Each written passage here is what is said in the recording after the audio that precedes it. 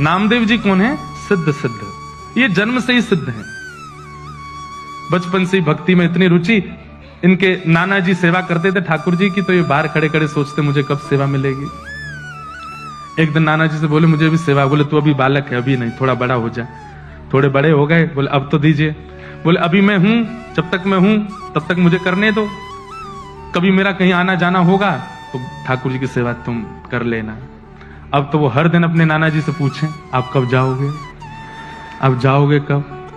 नाना जी कोई काम नहीं है आपको, कहीं दूर चले जाओ, थोड़े पुण्य आदि हुआ हो कहीं, मैं सेवा करूं ठाकुर जी की। एक दिन ऐसी योजना बनी, ठाकुर जी को ही इच्छा हो गई कि नामदेव जी मेरी सेवा करें। ये इतना व्याकुल होकर के मुझे देखते हैं, तो इनके नाना जी बड़े बड़े कार्यों को भी ठुकरा देते थे कि सेवा नहीं छोड़ूंगा, लेकिन आज एक ऐसा कार्य आया कि इनको जाना ही पड़ा, और तीर्थ के ओर जाना था, तो कुछ समय महीने लगा के आना था। बोले नामा, बोले जी नाना जी, बोले अब तेरा समय आ गया, अब मैं जा रहा हूं तीर्थ में, तू कर सेवा। ओहो, नामदेव जी तो नाचने लगे, बोले ऐसे सजाऊंगा, ऐसे श्रृंगार करूंगा, ऐसे भोग लगाऊंगा, अब तो मैं सेवा करूंगा, अब तो मैं इनके संग आनंद करूंगा। वामदेव जी चले गए, नामदेव जी सेवा में आए। ठाकुर जी की कुछ विधि सेवा की नाना जी बता के गए थे, बिना भोग लगाए पाना नहीं। ठाकुर जी के आगे भोग पधराया, भोग पधरा करके नामदेव जी बैठ गए, बोले पाओ। ठाकुर जी चुपचाप खड़े हैं, थोड़ी देर हो गई, बोले आप पा क्यों नहीं रहे, कुछ भोग में प्रसाद में कमी है, पा लीजिए नाथ। आप नहीं पाएंगे तो मैं भी नहीं पाऊंगा। एक दिन नहीं पाया, 2 दिन नहीं पाया, तीसरा दिन आ गया। यहाँ छोटे से नामदेव जी भी भूखे प्यासे बेचारे, जब तक ठाकुर जी नहीं पाए मैं कैसे पाऊंगा। तीसरा दिन जब आया, ठाकुर जी ने आज भी जब भोग नहीं पाया, तो श्री नामदेव जी ने एक छुरी उठा ली और अपने गले पर रख ली। बोले आपको नाना जी की बहुत आदत लग गई है, उन्हीं के हाथ का पाते हो, उन्हीं के हाथ से राजी रहते हो, मैं क्या कमी कर रहा हूं, मैं इतने भाव से तो सेवा करता हूं, मेरे हाथ से क्यों नहीं पा रहे? आज भी अगर आपने नहीं पाया, मुझे ऐसा लग रहा है मेरी भक्ति शून्य हो रही है, आप नहीं पा रहे हैं, तो आपने नहीं पाया तो मैं अपने प्राण त्याग दूंगा। इतने में ही ठाकुर जी प्रकट हो गए, हाथ पकड़ लिया। अरे नामा, मैं ऐसे ही थोड़ी आ जाता हूं, तपस्या करनी पड़ती, कुछ दिन प्रतीक्षा करनी, तू 3 दिन में ही तू छुरी लेके बैठ गया। कुछ दिन तो प्रतीक्षा करनी थी, कुछ दिन तपस्या कर, प्रतीक्षा कर, फिर आऊंगा।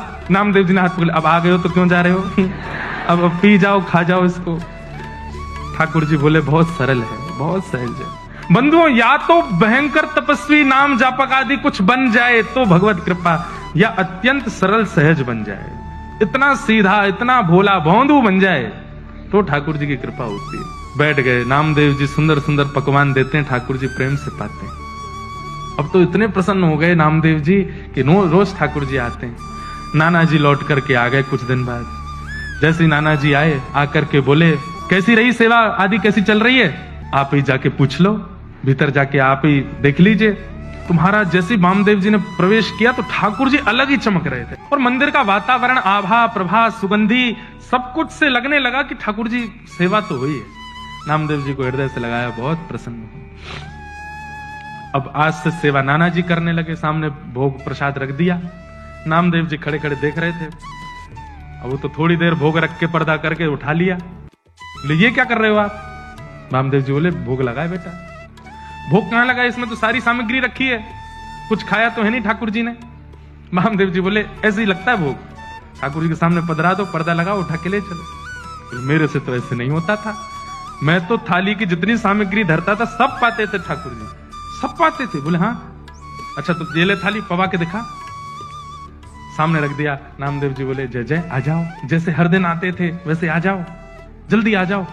ठाकुर जी नहीं आए, 2-3 बार पुकारा, नहीं आए ठाकुर जी। तो नामदेव जी को पता था तरीका, फिर से छुरी लेके आए, और छुरी ला करके जैसे ही यहां से वामदेव जी परेशान हुए, ए नामा क्या कर, इतने में तो ठाकुर जी का हाथ प्रकट हुआ, फिर पकड़ा।